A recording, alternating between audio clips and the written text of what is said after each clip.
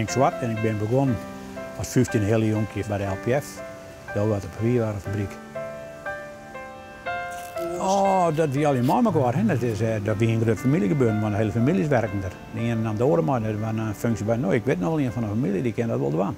Al je vier kwam ze er aan het werk, maar advertenties zei eigenlijk nooit in de kranten. Afscheid nemen bestaat niet. Deze is af. Ja, dat geldt echt voor jou. Ja, deze is ook af, ja.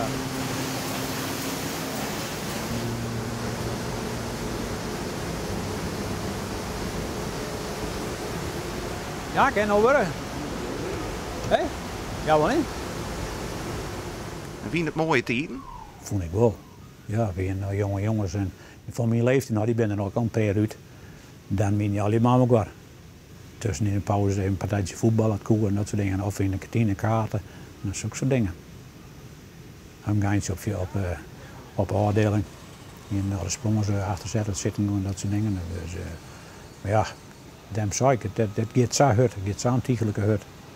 Verder ergens is de oor en dat virus nog komen.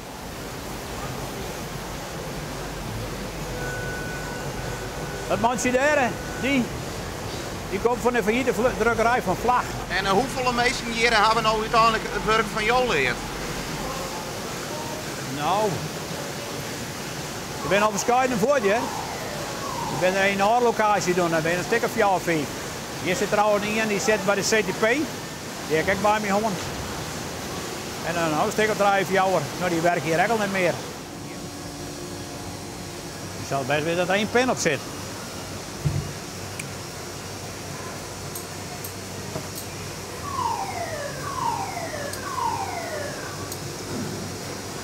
Zie je er nou echt zin op om hem op te houden? Ooit nee. Het is verder wel mooi werk, maar we hebben het nog hoorn, hè?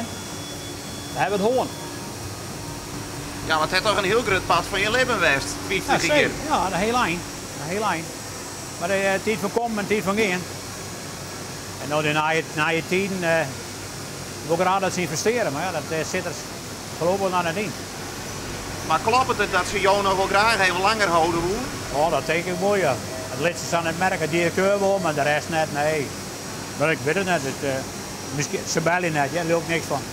Is het nou ook spietig dat Henk hem ophoudt? Verschrikkelijk, heel jammer. Ja, echt heel jammer. Ja, ja, gelukkig kom ik in de voetballerij wel weer tegen. Ja.